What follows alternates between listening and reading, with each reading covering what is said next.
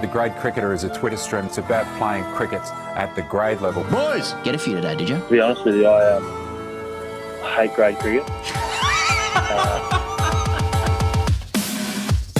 I went into to play for a team called the name escaped me. Obviously, sharing's always a big issue for young kids coming into a senior cricket team. I think it was like a wit league. A bit of advice for the player. That's all I want. I refer to the great cricketer here and I'll say, this'll do a little bit early. Oh, let's head straight back into the time machine because it's 2018 all over again. We're talking Sandpaper. Let's just get straight into it. You want to go? Let's go straight into it. My name's Ian Higgins. Sam Perry sits across from me and I him. Now, Pez, 2018, here we go again. Cameron Bancroft. I'm not sure if you caught this, so let me just Yeah, for those who have not caught this story. Yeah, yeah, because there's so much cricket on at the moment. Cameron Bancroft gave an interview with Donald McRae of The Guardian, who you were just telling me he's usually a boxing journalist. Is that right? Yeah, that's right. Cricket isn't the main beat for Donald. So how dare he come onto our patch? And in that interview, it was revealed, Cameron Bancroft said that it was probably pretty self-explanatory that the bowlers knew. I've paraphrased his quote exactly there. After a long pause. A long pause. He's asked a couple of times, and so this has sort of kicked it off all over again. What was your first reaction when this popped up in the news? Thanks for asking me that, he goes. You're welcome. Well, I will speak for the nation. Yeah. I mean, when I read it, when I read the piece... It was like a big dick reaction. It was like, whoa. I gasped. Yeah. The nation gasped, I think. Yeah. The nation is shocked and horrified upon this revelation. Have we been lied to? What? On this issue of ball tampering? We've said for ages. I mean, it was such a... When I read the piece, sitting down at home, feet up. Yeah. I had a pipe. I was smoking a pipe. Yeah, okay. Exhaled. Yep. Inhaled and exhaled a thick plume of smoke into the air, reading my Guardian on an iPad. Donald McRae's got an article. Oh, D-Mac. Darling. Darling. Talking to my dog. Donald's on again. And it was one of those things. He goes, I feel like a few years ago my dad told me. Yeah. What did he say? He'll never forget where he was when JFK was assassinated. 22nd of November 1963. He was on a bus to Manly or some shit. Yeah. Yeah. Yeah. Two's away. And Pete Lawler sort of made this analogy, of the conspiracy behind this. Yeah. Behind this ball tampering issue as well. I'll never forget where I was as well, Back and to the left. Back and to the left. Those shots were not consistent with shots from the book depository. So, I mean, mate, I've been reeling since discovering that Cam Bancroft has just insinuated that others knew. Others, I thought it was only... I accepted the official narrative, all cricketers. Yes, it was the Warren report. I accepted the official narrative. Only 3 of them knew. The rest of them were going about their daily business of being a professional cricketer. That's right. And so it's all open again. And let's rake them over the coals. Mate. Yourself? All this stuff isn't for me, really. I was down the dog track watching the old Dish Lickers, race 7. I can't pay little Marty's rego, but... Yeah. And I can't look at you when I'm talking to you. Mate, my first reaction to this, I was like, mate, this poor guy, this poor guy, Bancroft, has just been absolutely fucked by the system. He's been fucked so hard, and it's so unfair. I've got his quote here that he was talking about. He said in that interview, I invested too much to the point where I lost control of my values. What had become important to me was being liked, being well valued, feeling really important to my teammates, like I was contributing something by using sandpaper on a cricket ball. That's something I didn't think I even understood until the mistake happened, but it's part of the journey and a hard lesson to learn. He said similar things in 2018, just after this, like in sort of about maybe 4 or 5 months after this, he got interviewed, and he sort of said that was part of why it sort of happened, that he that was like his role in the team, but he sort of valued being Well, he valued being valued in the team to contribute in any way.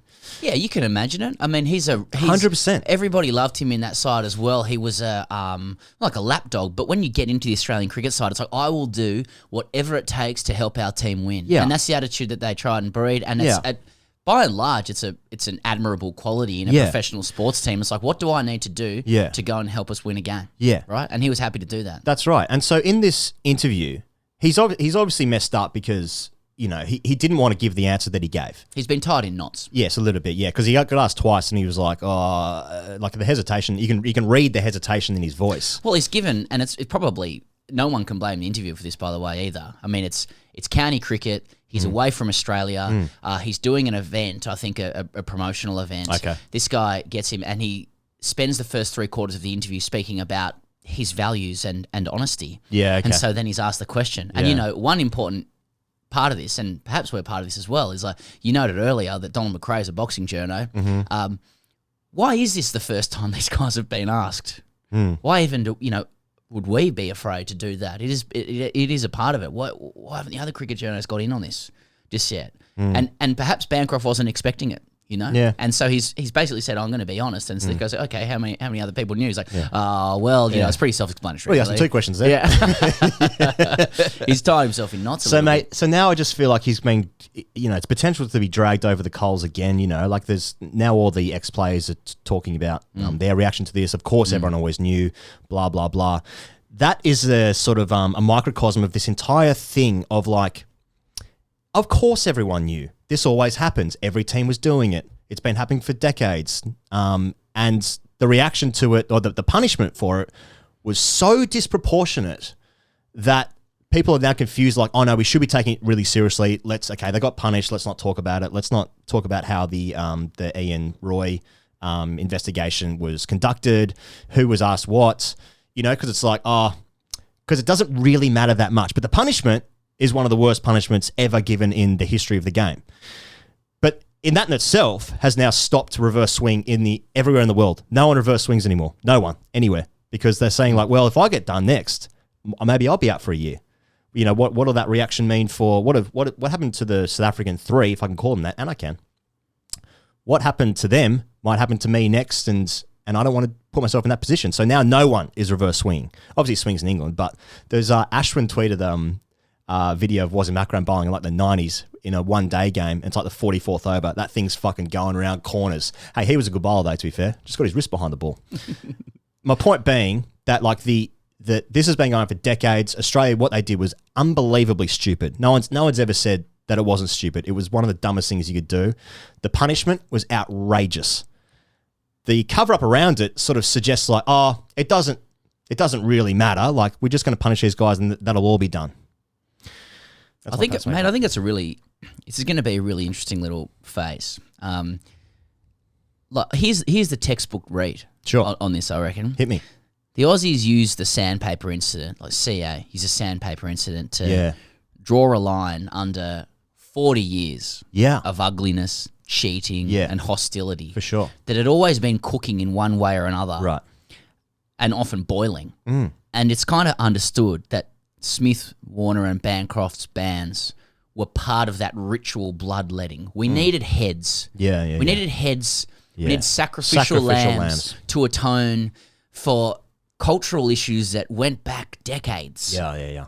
I agree. I know the investigation was very narrow into ball tampering, but ultimately the bans and the punishment, when we look back, they weren't just about ball tampering. No, they weren't. And that's why I think the public has a sense of empathy and forgiveness for the players now. They're like, well, obviously it wasn't about ball tampering. And that's why the rest of the cricket world, at least in terms of the players, are pretty quiet. Pretty quiet. Because it goes on. Yeah. But it now emerges that the very line they drew under it to atone for this immorality was concocted using many of the same ingredients of cheating. Yeah, sure.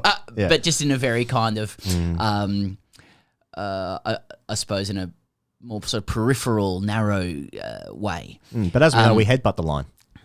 And so, we have a situation where they've employed immorality to atone for immorality. Yeah. And so and this is going to be a test for the media a little bit. Like, it's a pretty good story if you're on the cricket beat. Yeah. Like, because really, if you just want to look at it at face value, it looks like, according to the official narrative, players were complicit in a lie. Yeah. Right? Right. Players are walking around Yeah. with an official narrative out there knowing that that's not the truth. And we've already got managers and stuff coming out, James Erskine saying, well, the way they ran it was bad. So we're seeing a bit of a CAV players thing. Yeah, Some yeah. nuclear codes are starting to come out. Fuck yeah. There are a couple of people with nuclear codes. Couple of books for the Ashes coming out. But here's the thing. I know. Who's going to be first to write that fucking book? Guys are at their laptops now. Yeah. If I can get it out. I'll do it. Yeah. But here's the thing. I wonder if the public thinks the players have suffered enough. Despite this emergence that they've been complicit in a lie. The public knows they've been hammered enough. It was a circus at the time. Yeah. The public's tired. Yeah. The public's pretty tired of Sam, and they feel like it was a big ritualistic amount of bloodletting. Yeah. Heads rolled down hills. Like there was some heads rolling. Fucking rolled. Yeah. Big time. Yeah. Yeah. That was a big old. That was Heartbreak Hill. Fucking Mate, in terms of a circus, that was a fucking. Yeah. That was Cirque du Soleil. That was Cirque du Soleil, bitch. Not to be confused with that as a name for a circuit. Circuit du Soleil. So the public doesn't have an appetite, I think, to turn these guys over again. That's just an early read. And it's not because you can hear people overseas going like, well, that's because the Australians are protecting the Australians. No, we fucking hammered these guys here. So it's not because Aussies want to turn a blind eye or have unstinting love for the players. It's because I think people now have a little bit of education around ball tampering. The ball tampering was just the vehicle for something much bigger. So now Bancroft's coming out going, a couple other guys knew. And if you want to, you can go like, well, they've been complicit in a lie. Let's hold them over again. But people are like, yeah, but ball tampering works in a bit of a weird way. Everyone else kind of does it. So do we need to haul them over the coals again for cultural issues? I don't know. Or either that, or everyone's just watching AFL, and that could also be true. That's true. That's true. Hey, the D's are playing well this year. Yeah. Before just off air, I was talking about how like no one does the theatre of tragedy better than the States. They're just talking about like JFK and then like 9/11. It's just like the footage of that and like museums and fuck it, make it pretty cool, like movies and all that kind of stuff. There's something inherently sexy about Cameron Bancroft putting yellow tape down his pants and the slow-mo footage of it. The way he hit it like a year 9 kid trying to like hide a cigarette, like his eyes were off his, what I mean? He wasn't even looking into his pants. He was like just chewing gum. And then like trying to divert with his eyes. Yeah. And then his dad came over, i.e. the umpires, and be like, what do you got there? Oh, it's just my sunglass case. Exactly. There's something about it. And then you go into the press conference 2 days before they're laughing about, the summer before they're laughing at Bairstow headbutting Bancroft in a bar in Perth or whatever. Then it sort of all goes round. So there's some sort of like narrative which is really like that makes this all sexier somehow because he's like caught in the act. Whereas like some grainy footage of like Atherton putting dirt on a ball or whatever from 1994, whenever that was, is like not that good. Mints, mints. Trescothic mints. It's like it was in your mouth. What's and Faf you doing? actually get You know another good one's Afridi biting the ball. That's good. Yeah, that's or good. Or doing a pirouette on the good. pitch. That's good. Exactly. Theatre. I noticed Faf Duplessis made comments recently saying, it's quite funny looking back. It does look like an alpha move to try and pick a fight in my towel. It's all the same. I hadn't seen that. That's good. Yeah. That's good. The memes that came from that made me laugh. The best joke I heard was that if there had been a fist fight, the first thing to hit the ground would have been my towel. Some people have asked if I intended to be shirtless, but it was pure coincidence.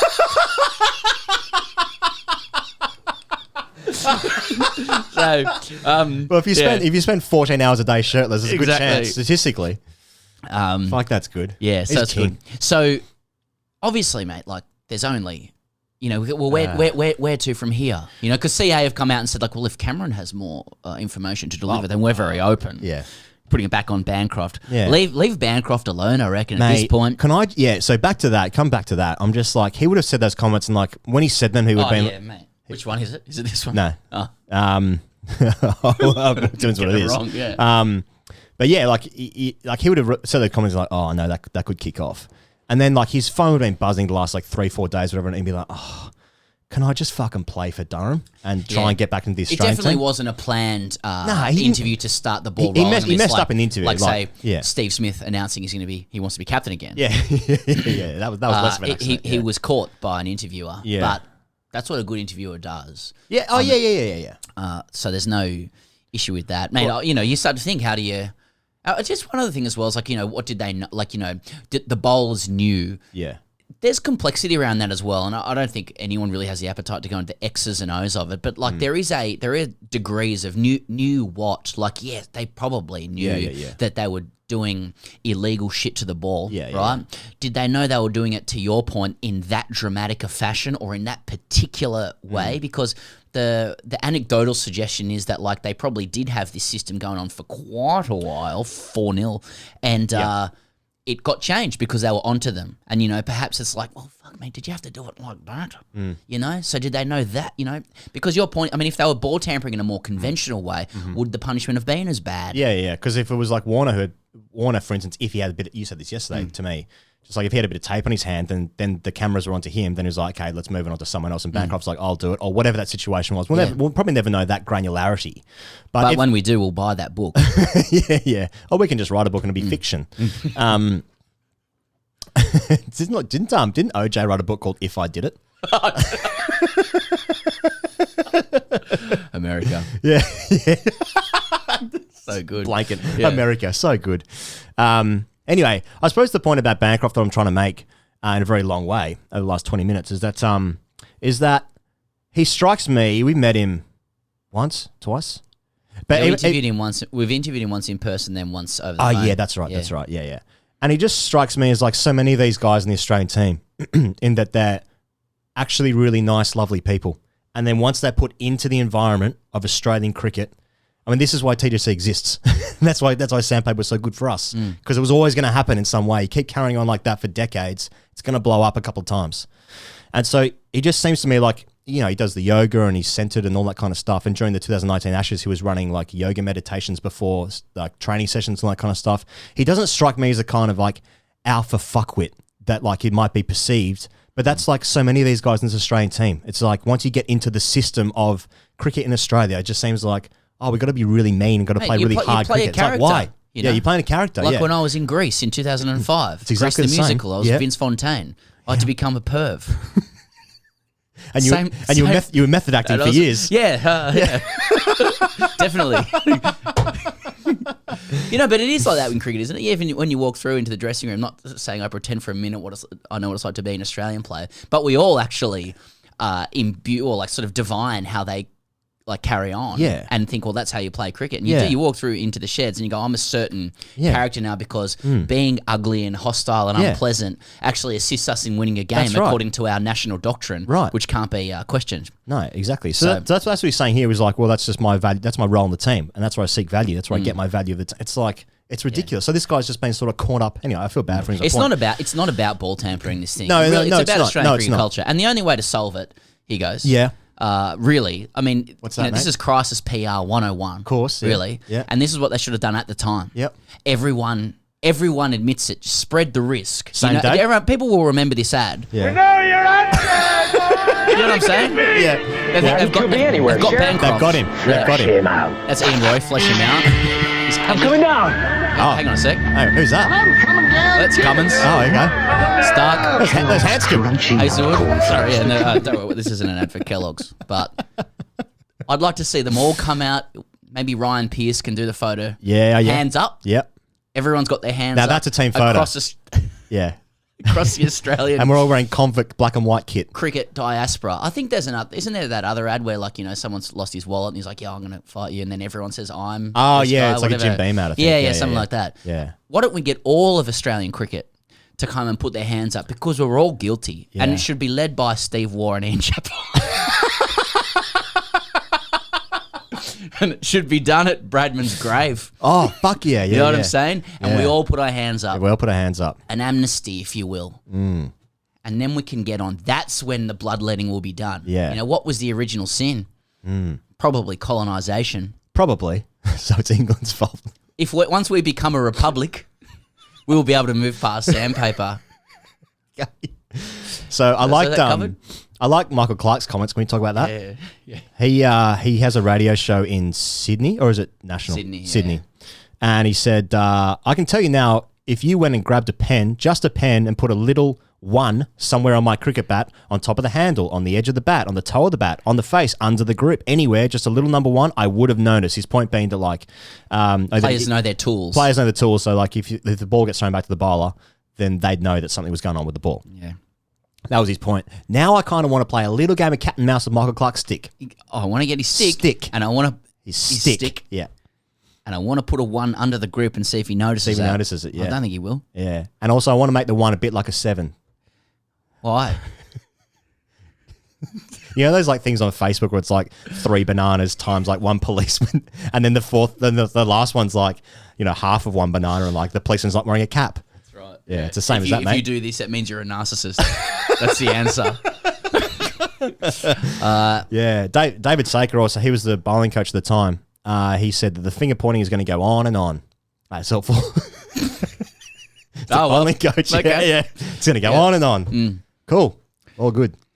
All right. That's the Sandpaper thing. For now, it'll come back in a bit until Australia plays again in 4 years or whenever we play next game. In the next few hours, someone might just do a tell-all. Just get it done. It's a good time to do it, to get it all out. Yeah. Because the Ds are going well. Yeah, Australians are literally fucking paralysed with AFL and rugby league at the moment. Yeah, true. Just get it done. Get it out there.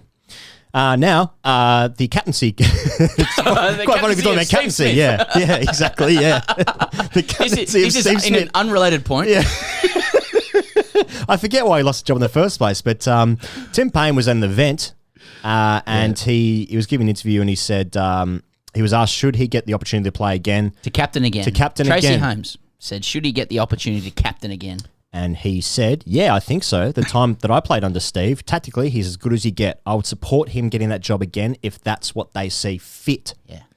Interesting. It is interesting because when this news emerged, a few people came back and initially said, I think his comments have been taken out of context because there's a difference between saying, I'd support it if he was made captain, as in, well, he's not going to, what's Payne going to do? He's not captain anymore anyway, he's not even in the side. Yep. I mean, it's a pretty benign kind of comment to make. Difference between that and saying, I think he should get the opportunity to captain again. Yeah. And so there was a few pieces that ran about Payne endorsing Smith. And I think listening to that and reading that quote, I think that's as good as an endorsement. The timeline of this was actually just before the Bancroft thing's recirculated, so it's not good. You know, yeah. And so now that, and what I'm noting is that like we're obviously now into a phase of endorsements for the Australian Test captaincy, much like the way, you know, the New York Times might endorse a presidential candidate in the US. And I sort of tweeted this last week, but I want to know, you know, like how many electoral college seats does Tim Payne carry? Yeah, exactly. You know, because you need 270. 270 for victory. Got to get 270. There's 538 seats out there. Yeah. I think Payne doesn't carry that many because he wouldn't be in the team, but he's Pennsylvania. Because I do think critical seat. If Tim Payne's captain and he does say, I think he should get the opportunity to captain again, I mean, if Tim Payne's got his finger on the pulse of that team, he's literally the captain. Yeah, he plays. And so that's I think that does signal where the sort of cricketing establishment maybe sees it, because there's a lot of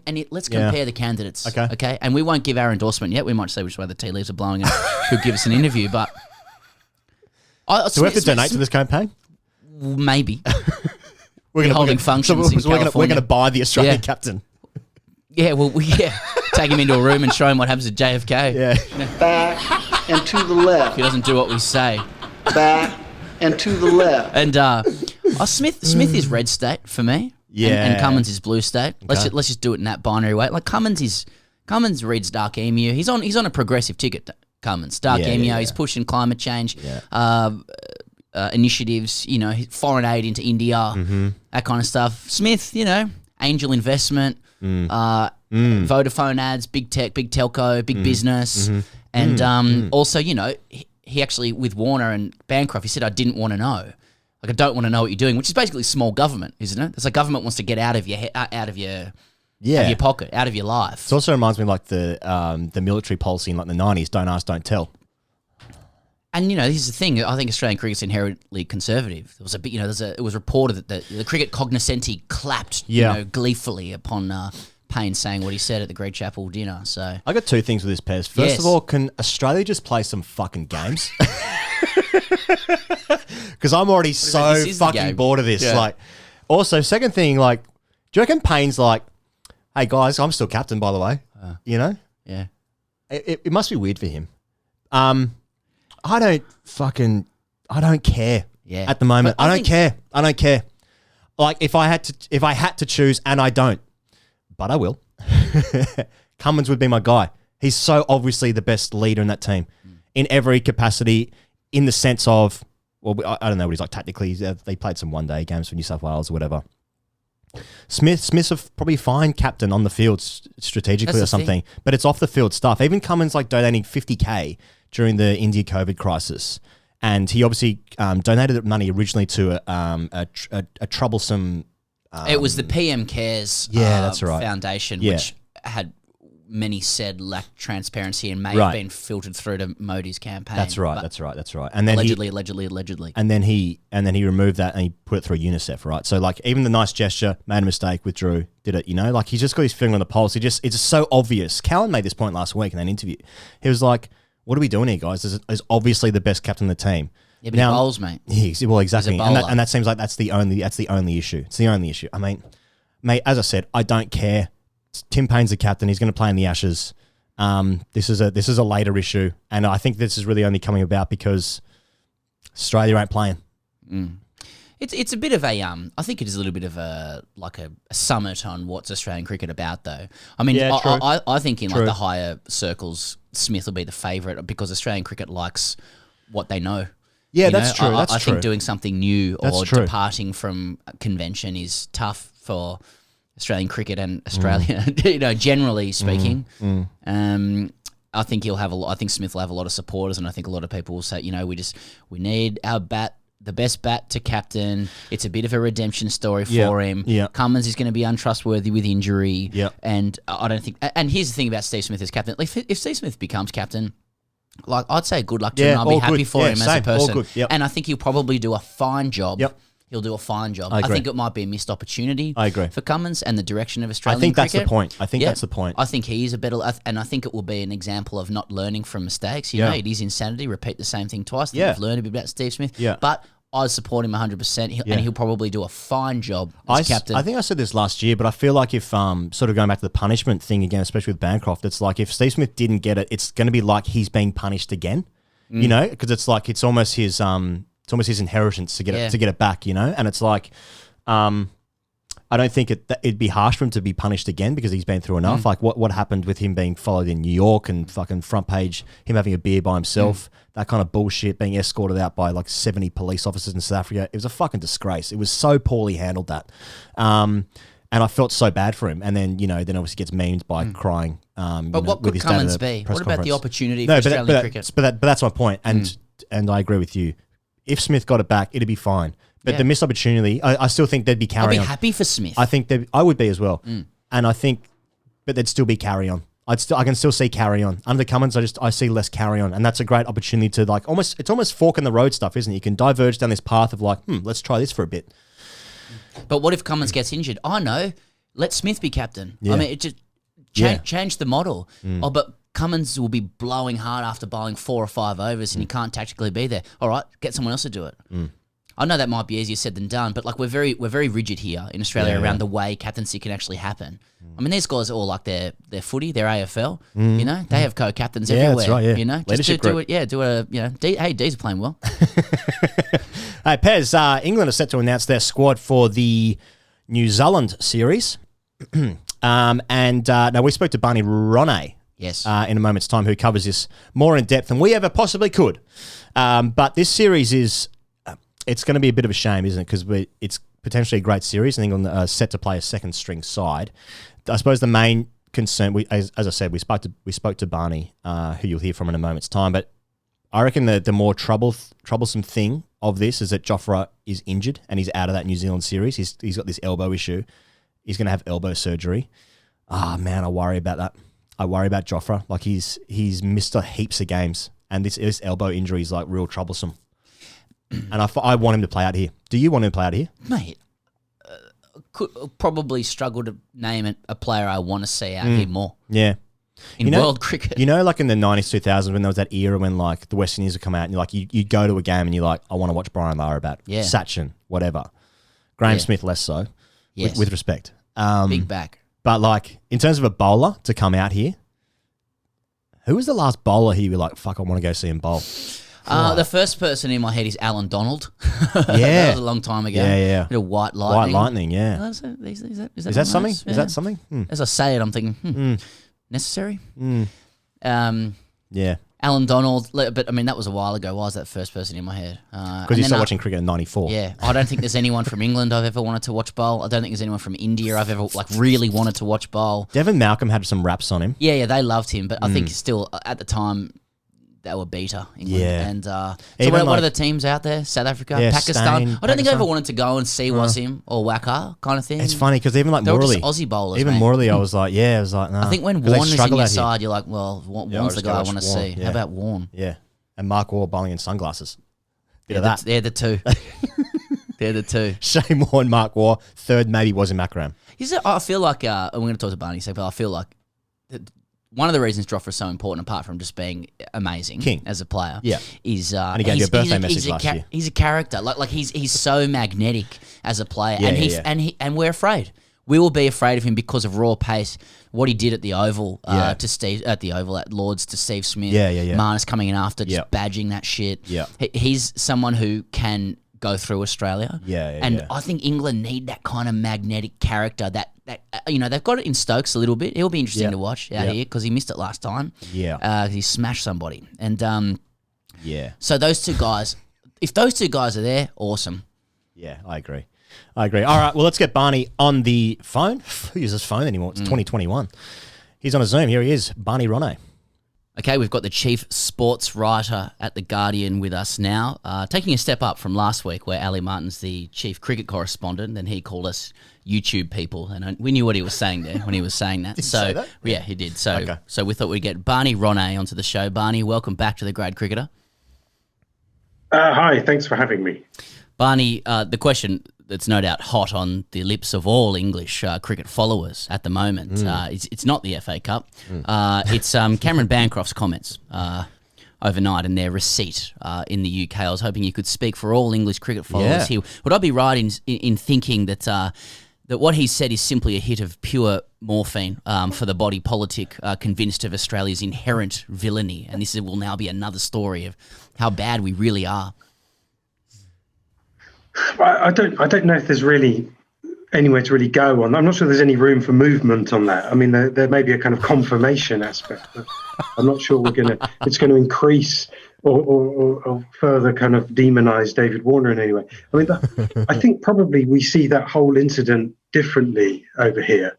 I still find it funny that there's any kind of debate about who was responsible. And I think looking at it from here, you just see a situation where David Warner and Steve Smith, and quite obviously the bowlers, have made this young bloke who's new in the team do something, and he's been punished for it. And if there's any kind of debate about whether this this one rotten apple came into the team and single-handedly decided to tamper with the ball as a batsman, having not checked this with the bowlers first, I mean, it's kind of absurd. All you really see from this end is that David Warner's done something really bad and he's still playing for Australia and everything's fine.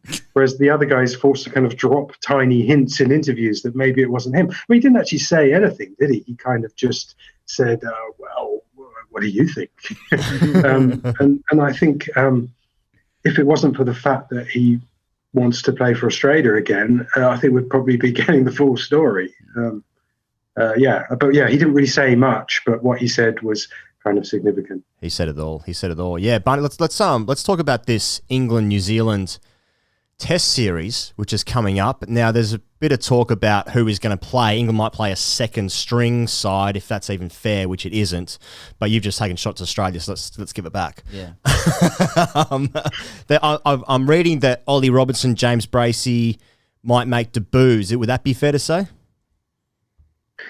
Well, there seems to be a fair chance of that happening, which, I mean, for me, I find incredibly disappointing, and I don't really understand what's happening there. I mean, England have an amazing looking run coming up. You've got the world number 1 team, the world number 2 team, and then, of course, everything must be shadowed by the Ashes at all time. But that genuinely is around the corner, so we can talk about it. And for some reason, they want to play fringe players, and the talk is that the most important issue is that they're going to stop using the word bubble. I don't know if you've seen this. They're going to talk about team environment instead, because the word bubble is apparently bad for morale, and the players are struggling with the use of this word. And I just think you've got an organisation so obsessed with presentation and kind of marketing speak and spin that they're literally confusing that for reality in their own emotional life. What's important is we stop using the word bubble.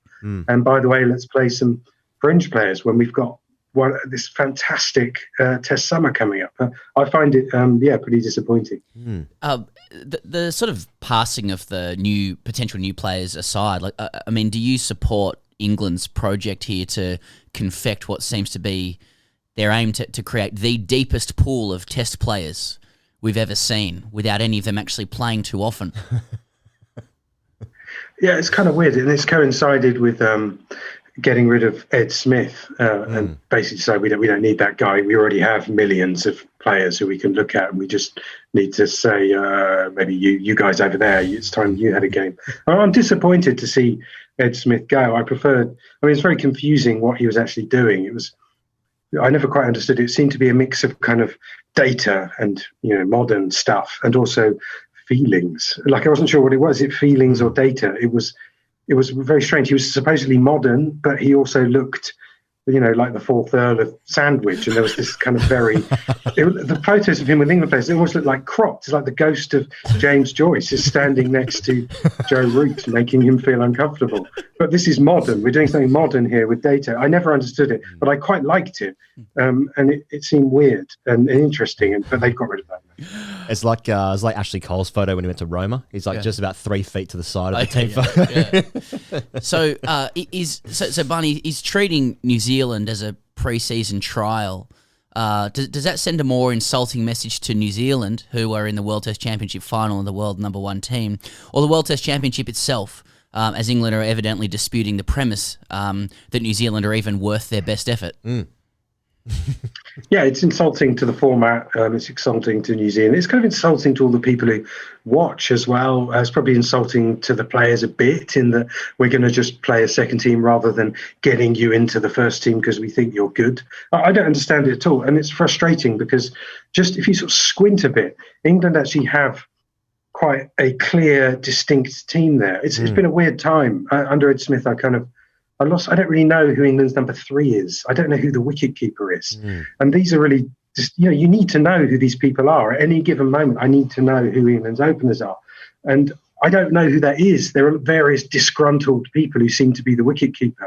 There are angry people who may be the number 3. I'm not sure. I don't know who the bowling attack is. And they have got a chance to kind of rectify that. Because if you squint a bit, you could put Ben Folkes in. You could have a normal... You could have Jack Leach as just a really boring spinner who doesn't really do much. You could have the captain at 4. Ollie Pope's a great number 5. He fields a short leg. He kind of, he's promising.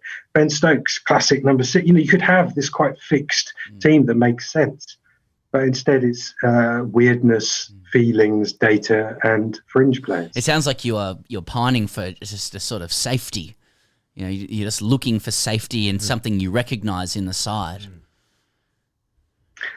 Yeah, but sort of now we've had such a weird. I don't know what month it is, what year, what's going on, where we are in the cycle. Yeah, and I want to see not the kind of slightly perverted Dom Sibley style test batting where you're literally just going to bat all day and Joe Denny's going to face 100 balls because we're being slow now. Just sort of something proper and recognisable, and like it's 1987. And yes, everything's okay. And everything's okay. So just on the bowling depth, Barney, it is, it's amazing. And then you list it all out: Anderson, Broad, Archer, Wood, Wokes, Curran, Ollie Robinson, Craig Overton. So they're all good.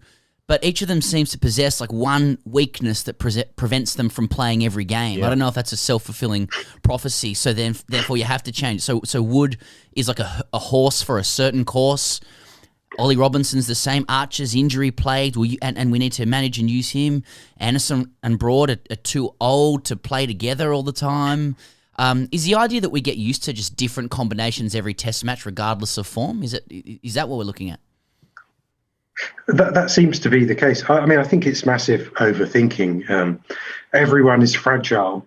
Everyone is about to die or become injured if they play too much. The one thing that's bad for them is cricket. But unfortunately, they have to play cricket. There's this strange, it's a paradox we can't resolve. Like, your job is to play cricket, but cricket is bad for you. So they're kind of like the scientists in Chernobyl trying to fix the reactor. It's going to kill them. But how much can we get out of them before they melt? But I do think it's definitely the case with Archer. I don't really know what the answer is there because it doesn't.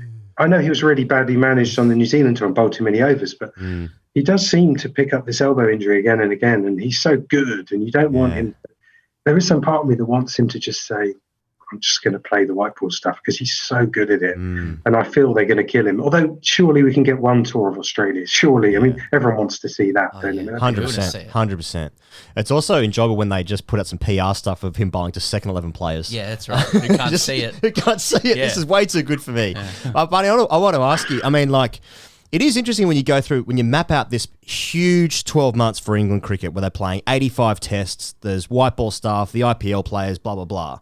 And they won them up in India. And they're like, nah, let's rotate because we don't really worry about winning this stuff. New Zealand, big test series. New Zealand's first time there in ages. Now it's the next thing.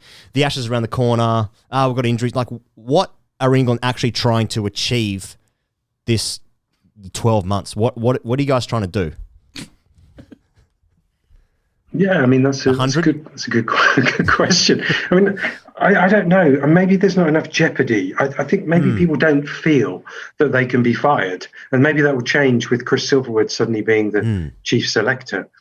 Because when you just need to win, or, that's when you tend to, it can create sort of unhealthy team environment and people get stretched thin and, terrible things happen, like teams fall apart. But that's what sport is and that's what the jeopardy is. And you're just pushing to win every game. That seems somehow more honest in itself.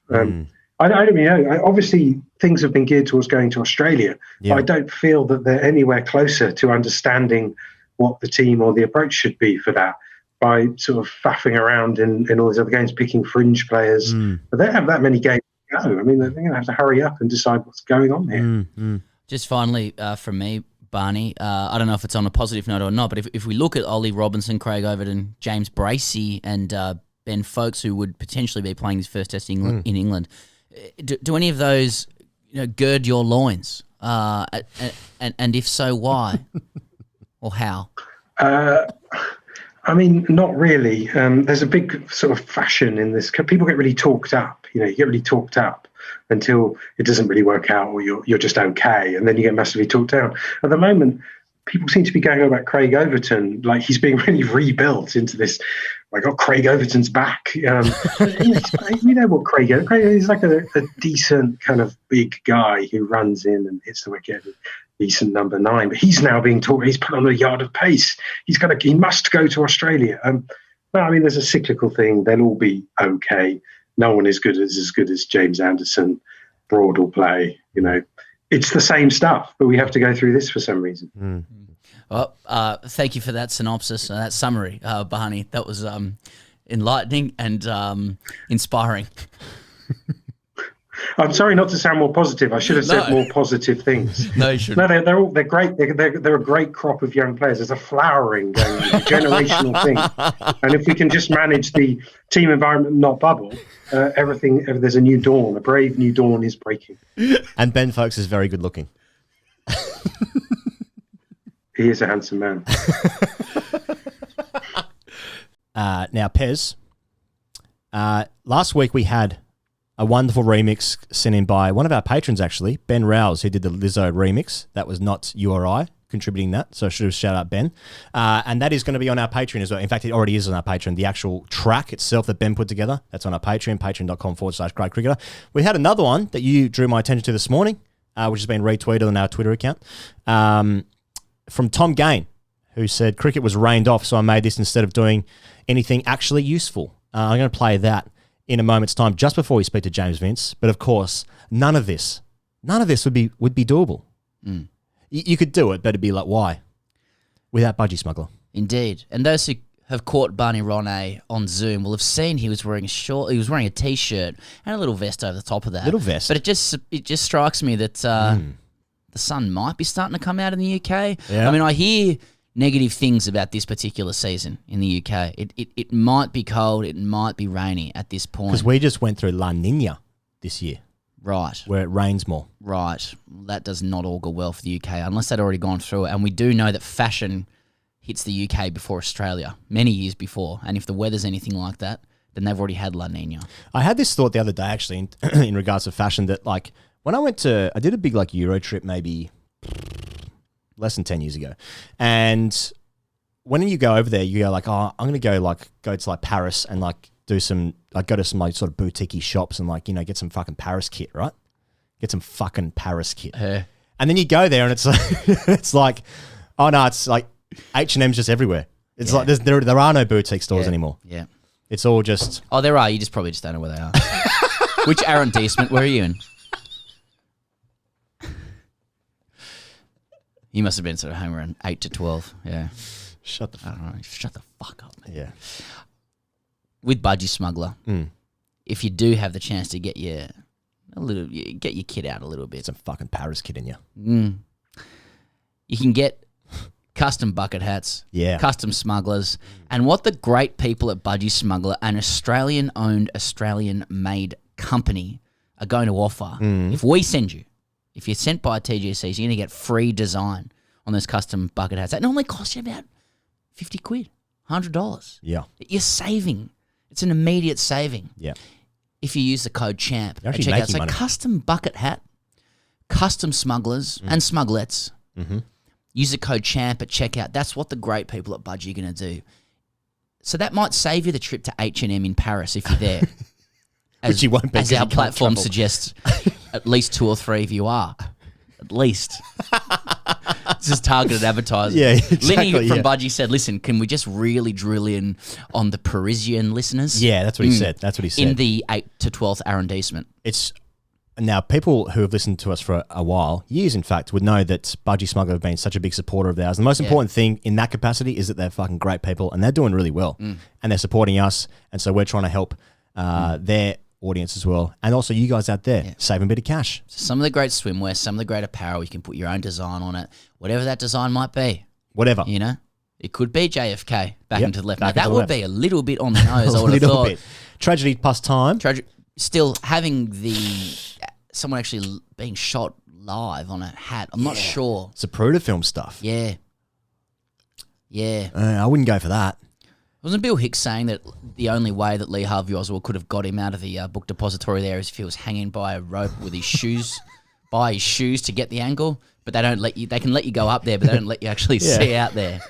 So, you know, it's like who else knew? Just like who else knew about the ball tampering? Exactly. Yeah, I think a bucket hat of only 3 knew. I mean, actually, don't do it 'cause we might release some merch like that. What about Lee Harvey Oswald with wearing a T-shirt like from The Simpsons when he just says, "I didn't do it"? Yeah. What about that? Yeah. That's creative. Say the line. Say the Kinda line. like boys. Yeah, exactly. Yeah.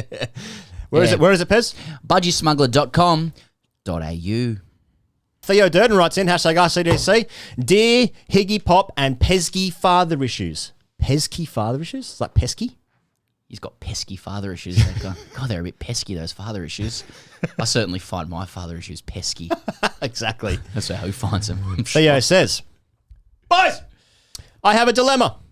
Pubs are opening here in Guernsey on Monday, so my housemate and I are excitedly discussing what we were most looking forward to about getting back to normal life. I forget when this came in a little while ago. Enjoying our first pint back, seeing the boys.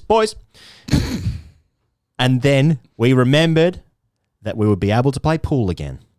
We have a healthy rivalry, but I tend to have the upper hand. Do you? Okay. I am bad at actual sport, so instead of bringing pride to my family, I have spent my Saturdays, Sundays and most weeknights, honing my craft, as is my wont. Now, I would say that I am the strong favourite to beat my admittedly below average housemate, who actually spends most of his time at a job, which he enjoys, and pursuing the arts, which he is very good at. The issue I have is that when we brought up pool, he said, when I win, I'm going to champ you. Our house has a ban on champing with a 10 quid penalty for a deliberate champing and a £5 for an accidental one. So this is a big fucking deal.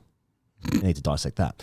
My question is this. If I win, do I champ him? Our housemates will be waiting for it, as I have been deliberating with the house about what to do on Monday since the pre-champing occurred. Do I simply not say anything and let my silence speak a million words?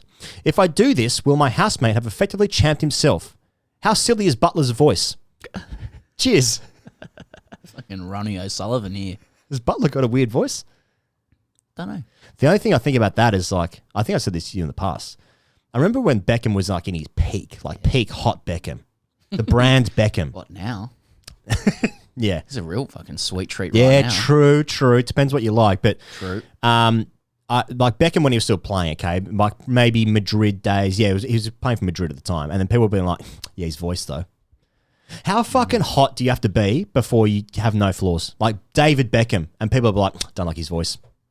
What? What's that? It's a paradox. It's impossible. Who says that without revealing some deep insecurities about themselves? It's like somebody. Not me. It's like somebody giving us a review on the podcast. Mm-hmm. I'm not saying we're hot like our podcast is as good as Beckham's hotness. Yeah. Wouldn't dream of it. Wouldn't go near it. Wouldn't He's go a near real that. sweet treat. He's a for sweet me. treat. He's a sweet treat. As far as I'm concerned, he can adapt his looks across age, across styles, across generations. But yeah, people say, you know, really love the show. Listen every single week. Here's one problem with it: 1 star out of 5. Yeah, exactly. Yeah, that's a good point. It's exactly the same. It's exactly the same. So, Now, Pez, when Theo said, our house has a ban on champing with a £10 penalty for deliberate champing and a £5 for an accidental one. So this is a big fucking deal. How can you accidentally champ someone?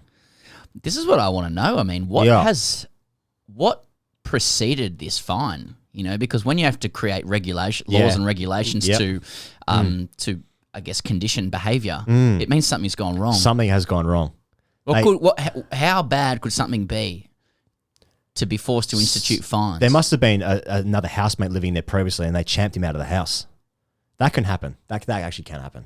You just get so badly champed, you're like, I've got no choice but to leave. Or is it the other way around? It's like a sexual misdemeanor in politics where you're obliged to resign. I guess. You champ somebody? See, you've got to offer your resignation now. I lived when I was living in the UK. I lived with a guy who his previous housemate had just moved out, and then the reason why that guy kicked him out was because there was like a hallway mirror, and obviously it's the UK, so it's all like carpet. Actually, the carpet is actually irrelevant. But he used to like shave in front of that hallway mirror and just leave his like fucking beard. What the fuck is that? Clippings. His clippings, yeah. Manscaped's next week. We should talk about that. That's right. But I need to scope. but what's that? You're living in a share house, or like you're living with a flatmate and they're shaving in the hallway and just leaving the clippings on the floor? What the fuck is that? That's see you later. Let's get out of here territory. Champing, similar to that for mine. When was the last time you were champed? Do you remember? You know what? We have a we'll be careful what I say here because I've told some other stories about like, they just my get family back and to you? stuff, and they get back. Yeah. But we've had a paint around recently, or a real handyman, Pete the handyman, lovely fella, and my 3-year-old loves him. Yeah, and he nice. comes in and he's barrel chested, he's great around the house. Alpha's Jovial? the absolute shit out of me. But you know what? And he kills me with kindness. But that's what people who are masculine, Mate, they do like hands-on jobs. They're just alpha. He's fantastic. He's such a great guy. Yeah.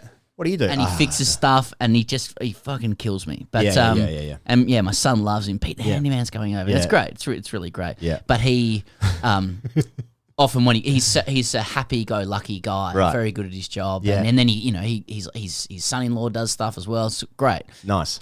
But whenever he leaves, he's like, "See you, champion." He's like, "Oh fuck! What? What the fuck did you say?" But it's one of those Sydney Rugby League champions, and he's from there is a way, there is a different soft on the palate. Exactly. You're a champion. Yeah. You have to say the full champion. I like the whiplash you got there. Yeah. Champion. Oh fuck. Oh, Tori, Jesus. my wife, just like beams a smile at me. What's he gonna do now? Don't you say a word to me. Don't you say a fucking word. Speaking of culture. I know housemate stories. I remember I lived in a house with 3 other blokes. Great time, 25 years old, and I got a call at work from one of them like, "Oh, we've been robbed. Did you leave the window open?" It's like just started the interrogation before I had a chance to even know what was going on. Yeah. Yes, it what? No, I didn't. I didn't. How'd you know? I didn't. But time to come home. We'd survey the damage. It wasn't that bad. But I had the room downstairs, and they all had rooms upstairs. And so I got in, and like basically it was all my stuff that was gone. But it was like a laptop and like a change. And yeah. Anything else? Yeah. My electric drum kit. I had a West Wing box set that actually just had porn in it. No, I was just joking about that. One used sock. It was like a change. I had change in a box or something, and like so, there's a bit of money there. Yeah. Okay. And I thought I had a leather jacket stolen, but my mate had just stolen it from me. Just wearing it around the house. But I had this laptop stolen, and like we were sort of licking our wounds at the end of the night, like. No one else had lost anything, and I was like, you know what? Like, I'll cop a lost laptop. I'd just been keeping a journal on it and I had probably had about 150 pages on it. Fuck. And my mate goes, "You backed it up, didn't you?" Yeah, that helps. Yeah, mate. Yeah. He's like, you should have backed it up. Yeah. Oh, thanks very much, mate. I remember when I was living with my parents, I had to move like some, I was like scaffolding sort of framework because we had this thing in a garage. And I helped my brother-in-law came around to help her move it. And it's like really heavy, big like sort of steel beam. And I dropped it on my foot and I was barefoot. And I had to go to the hospital. It was fucking so painful. See where this is going. Dropped it on the foot. Yeah. Blood everywhere. Fucking toes like 90 degrees. Mum's like, should have been wearing shoes. So good, isn't it? But this mate of mine, like it was like after he got robbed, he was kind of desperate to have like had something stolen. I don't know what it was. Like we were like sort of commiserating over a beer at night. Right. And then he finally he goes,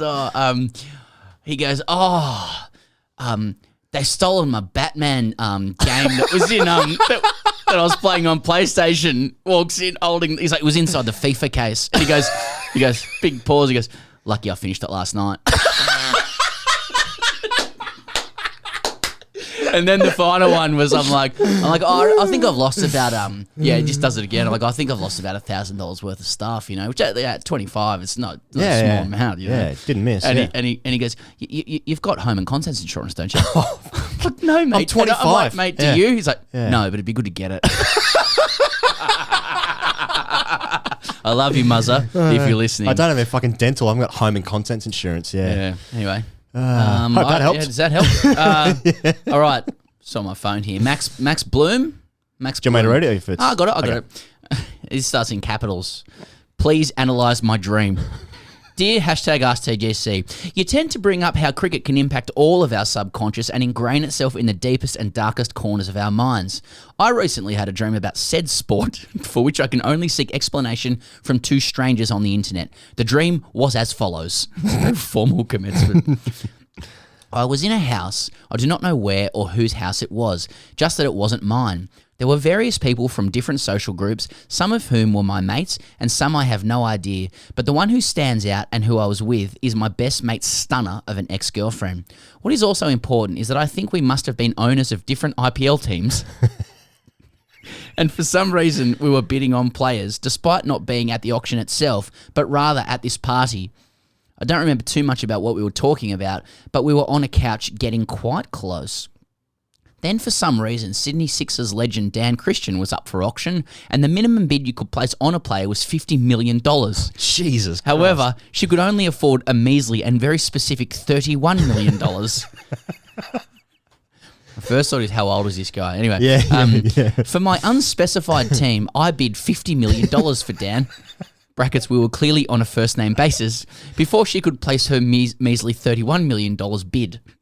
After careful consideration, I decided to rescind my bid, can you even do that, in hopes that it would improve my chances, and Dad went to her for $31 million. This act of selflessness clearly put me into a new light, and I proceeded to make out with my best mate's ex before the other people came into the room, and then I woke up. Holy shit. What does this all mean? Is the Asian century already so dominant that their domestic league has already taken over my dreams, and this is just something we have to live with? Why was it Dan Christian who was up for option? And why did I let him go for possible romantic action with my best mate's ex-girlfriend, who I clearly want to chop? Why is this happening to me? Thanks, boys! What does that mean, he goes? Jesus Christ.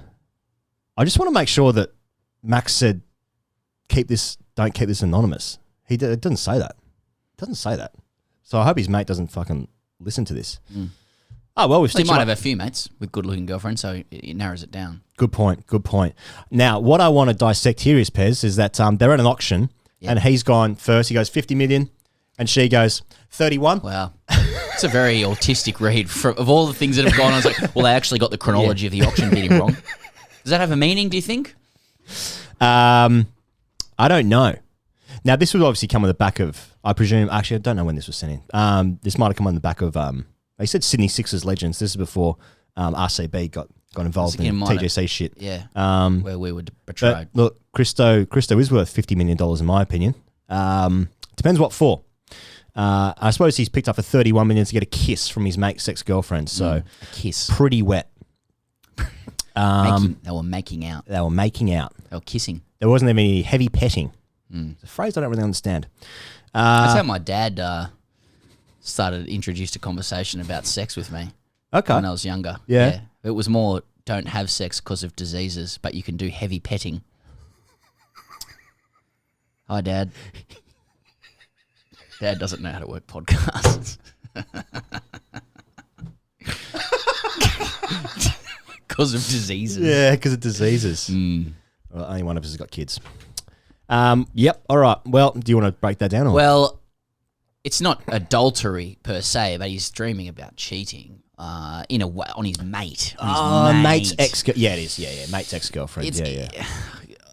I put it in the theme of adultery. Adultery symbolises, in dreams, adultery symbolises betrayal, but often betraying yourself. It's betraying yourself. And I'm noting that they're covering the IPL, and he's talking about the Asian, because dreams are about a dialogue. Even the way he explains it might give insight into how his subconscious is working. Okay. And he's like, have they infiltrated my dreams? And I'm wondering, because we, have been contending with a lot of these barbs, does he feel like he's betraying himself supporting the IPL at all? Oh, as in the Asian century. Oh, yes. He's nodding and pivoting himself to the Asian century. Yeah. He's bidding on it.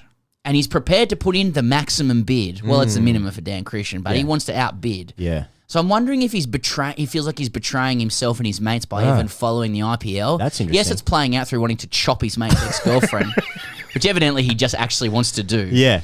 And that might be what's going on. Yeah. What is this? He's like, well, he thinks Dan Christian's a good player and he wants to chop his mate's ex. It could be black and white. Pretty black and white, and his dream stopped when people walked in the room because he knows that's wrong. Yeah. But I'm wondering if it's more like, Sundar's done what he's done. He's named his dog Gabba. And now we're all starting to have dreams like, the Asian century's really coming, isn't it? Yeah. Starting to bid on stuff because Dan Christian is a real figure of like Australian T20 cricket, isn't he? Anglosphere T20 cricket. Goes over to the IPL, not as easy. Starts getting embroiled in controversies with RCB and the great cricketer, TGC. And Cole Jameson's just sitting there. And Cole Jamison. While Christo's telling a story about him while he's sitting there. About Jamo disagreeing with Virat Kohli's proposition. Don't say too much. Don't say too much. We'll have a radar on our heads. Put Kohli in the title of this, please. Thank you so much to James Vince. Thank you so much to Barney Ronay for joining TGC once again. Thank you to you coats out there. Patreon.com/Grey Cricketer for more #RCDC Fridays, which is essentially what this has been. See you guys next week.